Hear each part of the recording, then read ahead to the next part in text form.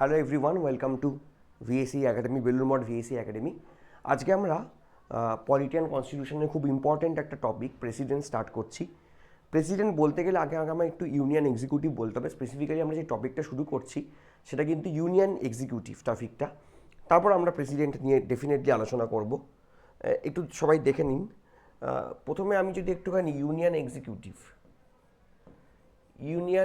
Executive এর ভেতরে কে কে আছে সেটা একটুখানি আলোচনা করব, ডিসকাস করব।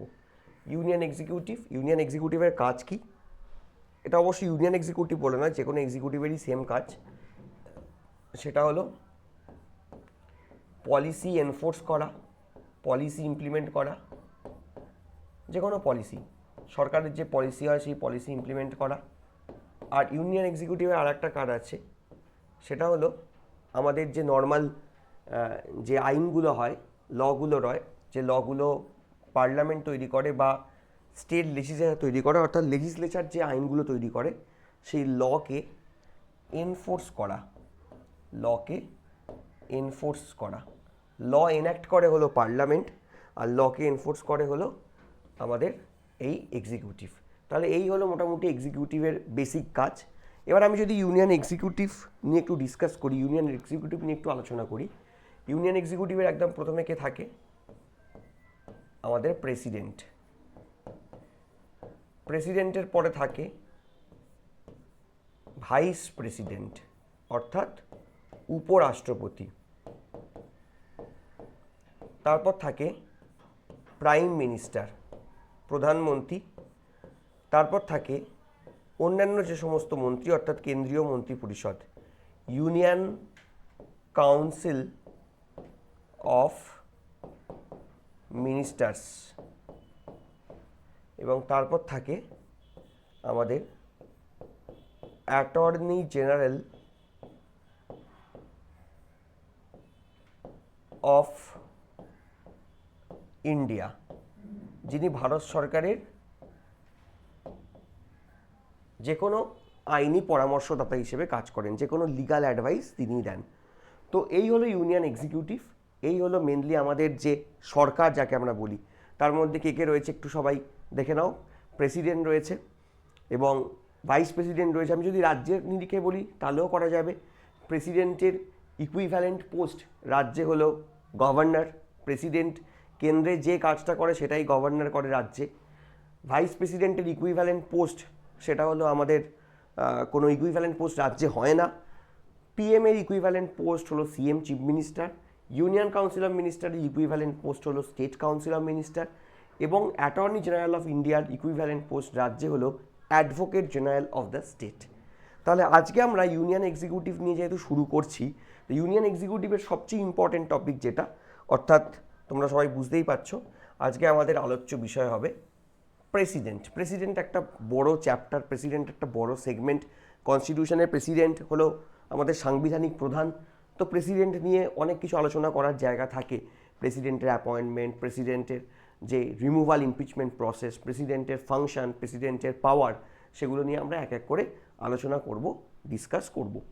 প্রথমে আমি যেটা বলার সেটা হলো বেসিক্স অফ প্রেসিডেন্ট। আমরা যদি একদম দেখি, একদম বেসিক্স অফ প্রেসিডেন্ট বলা হচ্ছে president is the head of the state or constitutional head of India. অর্থাৎ প্রেসিডেন্ট হলেন ভারতবর্ষের রাষ্ট্রের প্রধান এবং তিনি হলেন ভারতের সাংবিধানিক প্রধান, কনস্টিটিউশনাল হেড অফ ইন্ডিয়া। অর্থাৎ তিনি হলেন সাংবিধানিক প্রধান। অ্যাকচুয়ালি আমি যদি বলি দুটো হেড হয়, একটা হলো হেড অফ দ্য স্টেট, রাষ্ট্রের প্রধান। এখানে স্টেট মানে কিন্তু রাষ্ট্র, এখানে স্টেট মানে কিন্তু রাষ্ট্র, অর্থাৎ হেড অফ দ্য স্টেট, রাষ্ট্রের প্রধান। তিনি হলেন অবভিয়াসলি প্রেসিডেন্ট, ভারতবর্ষের রাষ্ট্রপতি। আর একজন হলেন হেড অফ দ্য গভর্নমেন্ট, সরকারের প্রধান। এখানে গভর্নমেন্ট মানে সরকার, সরকারের প্রধান হলে আমাকে বলতে হবে প্রাইম মিনিস্টার বা প্রধানমন্ত্রী। এই হলো দুজন হেড। দুজনের মধ্যে আমি যদি পার্থক্য দেখি, প্রেসিডেন্ট কিন্তু তার কোনো নিজস্ব পলিসি মেকিংয়ের ক্ষমতা নেই। মাথায় রাখতে হবে প্রেসিডেন্ট হলো নামমাত্র প্রধান, তিনি কিন্তু পেন অ্যান্ড পেপার হেড, যেটাকে আমরা বলি টাইটুলার এক্সিকিউটিভ, অর্থাৎ টাইটেলে সব কিছুর ওপরে তিনি রয়েছেন। কিন্তু প্রেসিডেন্টের নিজস্ব কিন্তু কোনো ক্ষমতা থাকে না, প্রেসিডেন্টের কিন্তু তেমন কোনো ডিসক্রিশনারি পাওয়ার থাকে না, যেক্ষেত্রে প্রেসিডেন্ট নিজে একটা সিদ্ধান্ত নেবেন বা ডিসিশন নেবেন সেটা কিন্তু প্রেসিডেন্টের কাছে থাকে না। প্রেসিডেন্ট হলো পেন অ্যান্ড পেপার হেড, এটাকে আমরা বলি ডিজিওর হেড, ল্যাটিনে আমরা ডিজিওর হেড বলি। কারণ কেন, যদি যদি তোমরা ভাবো যে কেন এটা, কারণ আমাদের দেশে সংবিধানে একটা আর্টিকেল আছে, সেই আর্টিকেলটা সম্বন্ধেও আমি একটু বলে রাখি। আর্টিকেলটা খুব ইম্পর্ট্যান্ট একটা আর্টিকেল, সেটা হলো আর্টিকেল 74 ক্লজ 1। আর্টিকেল 74 ক্লজ 1 কি বলা আছে সেখানে? বলা আছে ভারতবর্ষে একটা ইউনিয়ন কাউন্সিল অফ মিনিস্টার থাকবে, ভারতবর্ষে একটা ইউনিয়ন কাউন্সিল অফ মিনিস্টার্স থাকবে, অর্থাৎ কেন্দ্রীয় মন্ত্রী পরিষদ থাকবে। এই ইউনিয়ন কাউন্সিল অফ মিনিস্টারকে হেড করবে ভারতবর্ষের প্রধানমন্ত্রী, প্রাইম মিনিস্টার।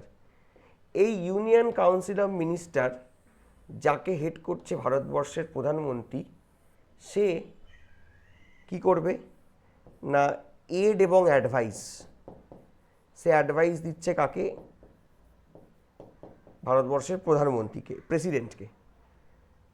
প্রেসিডেন্টকে, এবং তার অ্যাডভাইস অনুযায়ী প্রেসিডেন্টকে কাজ করতে হবে। অর্থাৎ ভারতবর্ষে একটা ইউনিয়ন কাউন্সিল অফ মিনিস্টার থাকছে, এই ইউনিয়ন কাউন্সিল অফ মিনিস্টার যাকে হেড করছে প্রধানমন্ত্রী, সে কী করবে? এড এবং অ্যাডভাইস দেবে প্রেসিডেন্টকে, আর প্রেসিডেন্টের কাছে সেই এড এবং অ্যাডভাইস অনুযায়ী প্রেসিডেন্টকে কাজ করতে হবে। প্রেসিডেন্ট বড়জোর যেটা করতে পারে, প্রেসিডেন্ট একবার রিকোয়েস্ট করতে পারে, ওয়ান টাইম প্রেসিডেন্ট রিকোয়েস্ট করতে পারে যে সাজেশন বা যে অ্যাডভাইস দেয়া হয়েছে ইউকমের পক্ষ থেকে, যে আপনারা এটা কনসিডার করে দেখুন, ওয়ান টাইম রিকোয়েস্ট করতে পারে রিকনসিডার করার জন্য। যদি রিকনসিডার করে খুব ভালো, মানে ধরুন এরকম হতে পারে যে প্রধানমন্ত্রী বা ইউনিয়ন কাউন্সিল অফ মিনিস্টার হয়তো মিস্টার এক্সকে, প্রেসিডেন্টকে বললো আপনি মিস্টার এক্সকে ভারতবর্ষের অ্যাটর্নি জেনারেল অফ ইন্ডিয়া করে দিন। এবার সেই সময় ইউনিয়ন কাউন্সিল অফ মিনিস্টারের যে অ্যাডভাইস, সেটা প্রেসিডেন্ট বললো যে না, আমার মনে হচ্ছে এক্সকে না করে ওয়াইকে করা উচিত। এই একবার কিন্তু রিকনসিডার করার জন্য union council of minister request করতে পারে। এবার সেই রিকনসিডারেশন করানোর পর প্রেসিডেন্ট যদি রিকোয়েস্ট করে, এমনটা হতে পারে যে ইউনিয়ন কাউন্সিল অফ মিনিস্টার হয়তো সেটাতে রাজি হয়ে গেল, আবার এমনও হতে পারে যে প্রেসিডেন্ট যে রিকোয়েস্ট করলো সেটাতে তারা রাজি হলো না। দ্বিতীয়বার কিন্তু প্রেসিডেন্ট আর কোনো ফার্দার রিকোয়েস্ট করতে পারবে না, অর্থাৎ এই রিকোয়েস্টটা একবারের জন্য প্রযোজ্য, মাল্টিপল টাইম কিন্তু রিকোয়েস্ট করা যাবে না।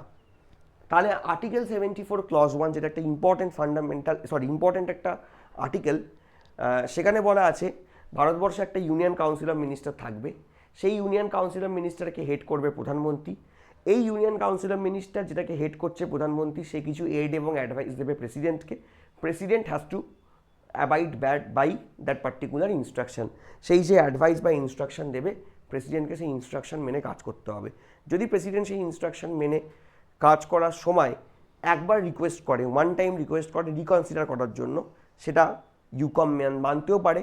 বাট যদি প্রথমবারের রিকোয়েস্টের পরে সেটা না মানা হয়, সেক্ষেত্রে কিন্তু আর কোনো সেকেন্ড অপশান নেই, যা বলা হবে সেটাই করতে হবে। এবং এই পার্টিকুলার আর্টিকেল 74 ক্লজ 1 এটাই প্রমাণ করছে যে ভারতবর্ষের যিনি হেড অফ দ্য স্টেট, তিনি কিন্তু দিনের শেষে একজন ডিফ্যাক্টো হেড নন, তিনি একজন ডিজিওর হেড। তাহলে একটু দেখে নাও কি বলা আছে। President is the head of the state constitution head of India. President is the nominal head of India or titular executive, অর্থাৎ ডিজিওর হেড। আমি যেটা বারবার বলছি, প্রেসিডেন্ট হলেন পেন অ্যান্ড পেপার হেড, খাতায় কলমে হেড, তিনি কিন্তু আসল হেড নন, কারণ আসল প্রেসিডেন্টকে যে পরিচালনা করছে সে হলো আমাদের প্রধানমন্ত্রী। এবং দেখো এখানে লেখা আছে প্রেসিডেন্ট হলো ভারতবর্ষের ফার্স্ট সিটিজেন, তিনি হলেন ভারতবর্ষের ফার্স্ট সিটিজেন। আমি যদি এখানে প্রধানমন্ত্রীর রোলটা দেখি সেটাও এখানে বলা আছে prime minister is the head of the union government, অর্থাৎ কেন্দ্রীয় সরকারের হেড হলো প্রধানমন্ত্রী। Prime minister is the real head of India and chief policy maker. De facto head, অর্থাৎ আমি যদি বলি রিয়েল হেডকে বা ডিফ্যাক্টো হেডকে, রিয়েল হেড বা ডিফ্যাক্টো হেড হলো প্রাইম মিনিস্টার। এটাকে আমরা রিয়েল হেডও বলতে পারি, এটাকে আমরা রিয়েল হেডও বলতে পারি। আর যদি বলা হয় যে nominal head, pen and paper head, nominal হেডকে, আর পেন অ্যান্ড পেপার হেড বললে আমরা বলবো ডিজিওর হেড, তাই তো? ডিজিওর হেড, রাষ্ট্রের হেড, কনস্টিটিউশনাল হেডকে অবভিয়াসলি আমাদের দেশের president, pen and paper head, nominal head, আর প্রাইম মিনিস্টার হলো রিয়েল হেড। আর দেখো বলা হয়েছে governor is the nominal head, governor nominal head কোথায় না রাজ্যে, রাজ্যের ক্ষেত্রে, and plays similar role of president in the state level, এবং স্টেট লেভেল বা রাজ্য স্তরে সে কিন্তু সিমিলার রোল প্লে করে, অর্থাৎ গভর্নর কিন্তু সেম রোল প্লে করে যেটা প্রেসিডেন্ট প্লে করে। ঠিক আছে, কোথায়? প্রেসিডেন্ট করে কেন্দ্রে, গভর্নর করে রাজ্যে। নেক্সট বলা হচ্ছে Droupadi Murmu is the 15th president of India incumbent. বর্তমানে যিনি ভারতবর্ষের প্রেসিডেন্ট তিনি হলেন দ্রৌপদী মুর্মু, এবং তিনি ভারতবর্ষের কততম প্রেসিডেন্ট এটাও পরীক্ষায় দেয় প্রশ্নের ক্ষেত্রে। আনসার হবে 15th প্রেসিডেন্ট। যেমন ধরো আমরা যদি একটু বলি, এরকম প্রশ্ন মাঝে মাঝে আসে যে ফার্স্ট প্রেসিডেন্ট এবং একমাত্র প্রেসিডেন্ট যিনি প্রপার 3টে টার্ম পেয়েছিলেন, 3টে টার্মস পেয়েছিলেন, এবং 2টো টার্ম তিনি প্রপারলি ইলেক্টেড ছিলেন, 2 টার্মস ইলেক্টেড। প্রথমবারও ইলেক্টেড ছিলেন কিন্তু সেটাতে প্রপার ইলেকশন কিছু হয়নি, সেটা মেনলি আমাদের যে গণপরিষদ তারই একটা রেকমেন্ডেশন ছিল। 2 টার্মস ইলেক্টেড এবং প্রথম টার্মসটা তিনি মেনলি ইলেক্টেডই ছিলেন, কিন্তু প্রপারলি আর্টিকেল 54-এ যে প্রেসিডেন্টের ইলেকশনের কথা বলা আছে সেটা বলা ছিল না। এইটার ক্ষেত্রে আনসার হবে ডক্টর রাজেন্দ্র প্রসাদ, ডক্টর রাজেন্দ্র প্রসাদ। ঠিক আছে, এবং ডক্টর রাজেন্দ্র প্রসাদ কবে ওথ পড়ছে এটাও পরীক্ষাতে আসে। তিনি ওথ পড়েছিলেন 26th of Jan 1950 ওথ পড়েছিলেন, কিন্তু তাকে যদি জিজ্ঞেস করা হয় তাকে অ্যাপয়েন্ট করা কবে হয়েছিল অ্যাজ এ ফার্স্ট প্রেসিডেন্ট, তখন আমরা আনসার করব 24th January 1950। এই প্রশ্নগুলো না ছোটো ছোটো প্রশ্ন যেগুলো পরীক্ষাতে আসে, যে ভারতবর্ষের প্রথম প্রেসিডেন্ট হিসেবে রাজেন্দ্র প্রসাদকে কবে অ্যাপয়েন্ট করা হচ্ছে, তিনি ওথ পড়ে অফিসিয়ালি প্রেসিডেন্ট হিসেবে কবে কাজ করা শুরু করছেন, এগুলো প্রশ্ন আসে। ঠিক আছে, ভারতবর্ষের প্রথম মহিলা প্রেসিডেন্টকে প্রতিভা পাটিল আমরা জানি। ভারতবর্ষের বর্তমান যিনি প্রেসিডেন্ট দ্রৌপদী মুর্মু, তিনি ভারতবর্ষের ইয়ংগেস্ট প্রেসিডেন্টও বটে। আগে নীলাম সঞ্জিবা রেড্ডি ছিলেন ইয়ংগেস্ট প্রেসিডেন্ট, এখন কিন্তু দ্রৌপদী মুর্মু হয়ে গেছেন ইয়ংগেস্ট প্রেসিডেন্ট। ভারতবর্ষের প্রথম শিখ প্রেসিডেন্ট জ্ঞানী জেল সিং। ভারতবর্ষের প্রথম মুসলিম প্রেসিডেন্ট এবং ফার্স্ট প্রেসিডেন্ট যিনি প্রেসিডেন্ট থাকাকালীন মারা যান, ডাই ইন হারনেস, সেক্ষেত্রে আনসার হবে ডক্টর জাকির হুসেন। ঠিক আছে, তারপর সেকেন্ড প্রেসিডেন্ট যিনি প্রেসিডেন্ট থাকাকালীন মারা গেছিলেন তিনি হলেন ফখরুদ্দিন আলী আহমেদ। তারপর ধরো প্রথম মুসলিম প্রেসিডেন্ট বললাম, প্রথম শিখ প্রেসিডেন্ট বললাম, প্রথম শিডিউল কাস্ট প্রেসিডেন্ট পরীক্ষাতে প্রশ্ন এসছে, সেক্ষেত্রে আনসার হবে কেআর নারায়ণ। তো এরকম প্রশ্ন তোমাদের পরীক্ষাতে আসে, এই জায়গাগুলো আমরা একটু দেখে নেব। নেক্সট আর্টিকেলে আমরা চলে যাই, প্রেসিডেন্ট হতে গেলে কি যোগ্যতা লাগে, what is the qualification to be a president, president হতে গেলে কোয়ালিফিকেশান কী লাগে সেটা প্রশ্ন করা হয়েছে। কোয়ালিফিকেশান অফ দ্য প্রেসিডেন্ট এটা কোন আর্টিকেলে বলা আছে, আর্টিকেল 58-এ, আর্টিকেল 58-এ বলা আছে। আর্টিকেল 58-তে প্রেসিডেন্ট হতে গেলে কি কোয়ালিফিকেশান আছে সেটার কথা বলা আছে। কী কী qualification? He must be a citizen of India, তাকে ভারতের নাগরিক হতে হবে। শুধু প্রেসিডেন্ট বলে নয়, ভারতবর্ষের যে কোনো পাবলিক অফিস হোল্ড করলে, ভারতবর্ষের যে কোনো সরকারি অফিস হোল্ড করলে তাকে প্রথম যেটা হতে হবে, তাকে ভারতের নাগরিক হতে হবে। তুমি চিফ জাস্টিস অফ ইন্ডিয়া হতে পারো, তুমি সুপ্রিম কোর্টের কোনো জাজ হতে পারো, হাইকোর্টের কোনো জাজ হতে পারো, হাইকোর্টের চিফ জাস্টিস হতে পারো। প্রথম যে ক্রাইটেরিয়া সেটা হলো তোমাকে ভারতবর্ষের নাগরিক হতে হবে। যে কোনো পাবলিক অফিস, যে কোনো সরকারি অফিস হোল্ড করতে গেলে প্রথম ক্রাইটেরিয়া হলো তাকে ভারতের নাগরিক হতে হবে। সেকেন্ড যেটা বলা আছে, he must have completed the age of 35 years, অন্তত বয়স হতে হবে 35 বছর, তবে কিন্তু সে প্রেসিডেন্টের যে ভোট হয় সেই প্রেসিডেন্টের ভোটে সে কিন্তু পার্টিসিপেট করতে পারবে, প্রেসিডেন্টের ভোটে সে কন্টেস্ট করতে পারবে। নেক্সট বলা হচ্ছে, he must not hold office of profit under the government of India or the government of any state or under any local or other authority subject to the control of any state governments। মাথায় রাখতে হবে সে কোনো office of profit কিন্তু hold করতে পারবে না। সে কোনো office of profit hold করতে পারবে না, এই কথাটার মানে কি? সে কোনো সরকারি যে লাভজনক পদ সেখানে থাকতে পারবে না। যেমন ধরো সে যদি কোনো মন্ত্রী হয় তাকে তার মন্ত্রীর যে জায়গাটা সেটা ছাড়তে হবে। সে যদি লোকসভা রাজ্যসভার মেম্বার হয় তাকে সেই মেম্বারশিপ ছাড়তে হবে। সে যদি বিধানসভার মেম্বার হয় বা বিধান পরিষদের অর্থাৎ রাজ্যের যে আইনসভা সেখানকার মেম্বার হয় তাকে সেই মেম্বারশিপ ছাড়তে হবে। সে যদি কোনো জুডিশিয়ারির কোনো পার্ট হয় তাকে সেই পার্টটা থেকে ধরো কোনো বিচারপতি কেন্দ্রের বা রাজ্যের, মানে কেন্দ্রের রাজ্যের তো হয় না জুডিশিয়ারি, হাইকোর্ট বা সুপ্রিম কোর্ট বা ইভেন লোকাল কোর্ট, তাকে সেই পদটা ছেড়ে দিতে হবে। এছাড়া সে যদি কোনো সরকারি চাকরি করে সেই সরকারি চাকরি তাকে ছাড়তে হবে। সে যদি কোনো সরকারি চাকরি না করে, সে হয়তো একটা বলতে পারো পেনশন হোল্ড করে, সেটা ছাড়তে হবে।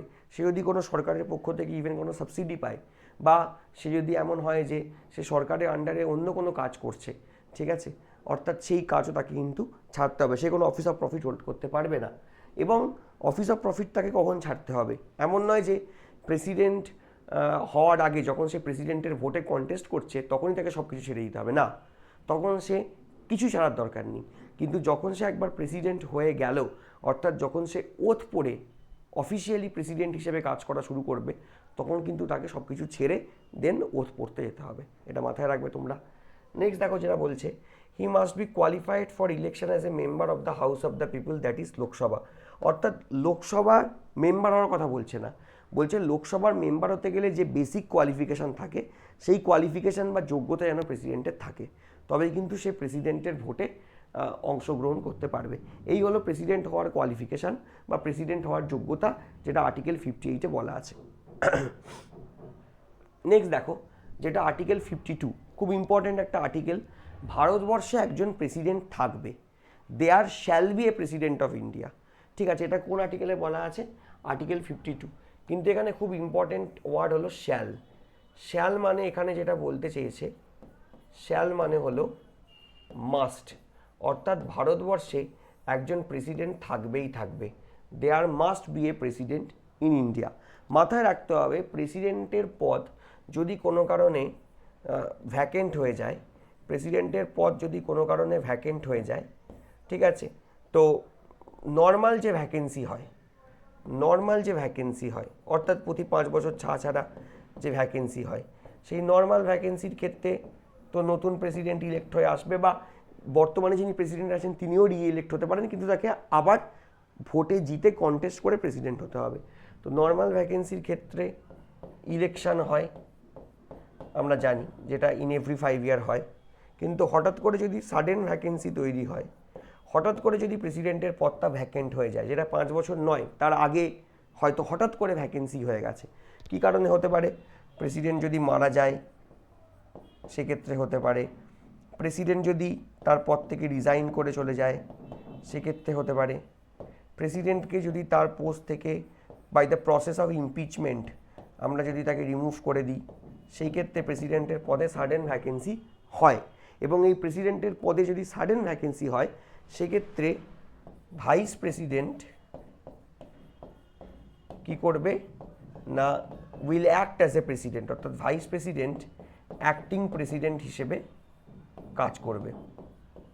যদি কোনো কারণে ভাইস প্রেসিডেন্ট না থাকে, ভাইস প্রেসিডেন্ট ফার্স্ট চয়েস, সেক্ষেত্রে chief justice of India acting president হিসেবে কাজ করবে।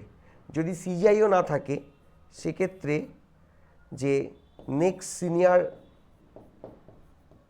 জাজ আছেন, নেক্সট সিনিয়র মোস্ট যে জাজ আছেন, জেনারেলি চিফ জাস্টিসই সিনিয়র মোস্ট হয়, তাই তারপরে যে সিনিয়র মোস্ট জাজ আছে তিনি কিন্তু প্রেসিডেন্ট হিসেবে কাজ করবেন। অর্থাৎ আমি যেটা বলতে চাইছি যে প্রেসিডেন্টের পদ ভ্যাকেন্সি হতেই পারে, কিন্তু প্রেসিডেন্টের পদে কাউকে না কাউকে অ্যাক্টিং প্রেসিডেন্ট হিসেবে কাজ করতে হবে, কারণ ভারতবর্ষে there must be a president, there shall be a president. অর্থাৎ একটা দিনও আমরা কিন্তু প্রেসিডেন্টের যে পদ সেটাকে কিন্তু খালি রাখতে পারবো না, কারণ ভারতবর্ষে একজন প্রেসিডেন্টকে থাকতেই হবে।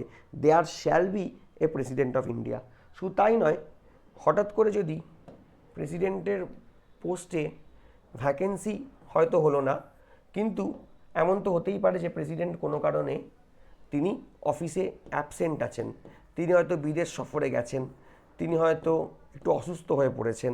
সেই ক্ষেত্রেও কিন্তু যদি প্রেসিডেন্টের পদটা অ্যাবসেন্ট থাকে, তাহলে ডিসচার্জ কে করবে, অর্থাৎ প্রেসিডেন্টের পদে কাজ কে করবে? Vice president. এ হলো 1 নম্বর চয়েস। যদি ভাইস প্রেসিডেন্ট না থাকে তাহলে সিজিআই হলো 2 নম্বর চয়েস। আর যদি সিজিআই না থাকে তাহলে যে সেকেন্ড সিনিয়র জাজ যিনি অ্যাভেলেবেল আছেন সুপ্রিম কোর্টে, তিনি কিন্তু থার্ড চয়েস হিসেবে কাজ করবেন। অর্থাৎ সেম, যদি প্রেসিডেন্টের পদে অ্যাবসেন্ট হয় তাহলে কিছু দিনের জন্য, এটা টেম্পোরারি। আর ভ্যাকেন্সি হলে যতদিন না নতুন প্রেসিডেন্ট ইলেক্ট হচ্ছে, যদিও এটা বলা আছে যে আপ টু 6 মান্থস, 6 মাস অবধি সময় দেওয়া হবে, 6 মাসের মধ্যে নতুন প্রেসিডেন্টকে নির্বাচিত করে চলে আসতে হবে। এই প্রসেসটার কথা কেন আমরা এত আলোচনা করছি? কারণ একটাই, ভারতবর্ষে একজন প্রেসিডেন্টকে থাকতেই হবে।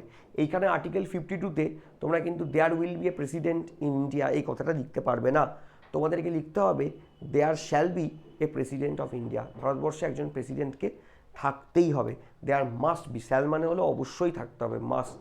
ঠিক আছে, তাহলে আর্টিকেল 52 আমরা পড়ে ফেললাম, ভারতবর্ষে একজন প্রেসিডেন্ট থাকতে হবে। তোমাদেরকে ঘুরিয়ে প্রশ্ন করা হয় ভারতবর্ষে প্রেসিডেন্সিয়াল অফিসের কথা কোন আর্টিকেলে বলা আছে, বা ভারতবর্ষে প্রেসিডেন্ট যে অফিসটা হোল্ড করে সেটার কথা কোন আর্টিকেলে বলা আছে।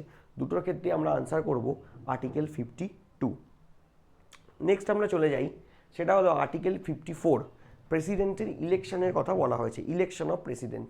দেখো, ফার্স্ট যেটা বলা হচ্ছে ইলেকশন অফ প্রেসিডেন্টের ক্ষেত্রে, president shall be elected by members of an electoral college consisting of, মানে প্রেসিডেন্টকে যখন নির্বাচিত করা হবে সেখানে একটা ইলেকটোরাল কলেজ থাকবে। ইলেকটোরাল কলেজ মানে হলো সেই সমস্ত মানুষ যারা প্রেসিডেন্টের ভোটে অংশগ্রহণ করবে, তাদের সবাইকে মিলে বলা হয় ইলেকটোরাল কলেজ। ঠিক আছে, সেই ইলেকটোরাল কলেজে কে কে থাকবে? Elected members of both houses of the parliament. অর্থাৎ আমি যদি বলি, লোকসভাতে বর্তমানে তোমরা সবাই জানি 543 জনই ইলেক্টেড। আগে তো লোকসভাতে দুজন অ্যাংলো ইন্ডিয়ান মেম্বার, তাদেরকে কিন্তু নমিনেট করা হতো, তারা কিন্তু প্রেসিডেন্টের ভোটে অংশগ্রহণ করতে পারবে না। এখন আমরা এই ব্যাপারটা নিয়ে আলোচনা করি না, কারণ 104th কনস্টিটিউশন অ্যামেন্ডমেন্ট অ্যাক্টে যে দুজন অ্যাংলো ইন্ডিয়ান মেম্বারের কথা বলছি, যাদেরকে আগে নমিনেট করা হতো, সেটা বর্তমানে বন্ধ হয়ে গেছে। তাই বর্তমানে লোকসভাতে যারা মেম্বার সবাই নির্বাচিত, 543 মেম্বার্স, তারা কিন্তু ইলেক্টেড, তারা কিন্তু প্রেসিডেন্টের ভোটে অংশগ্রহণ করছেন।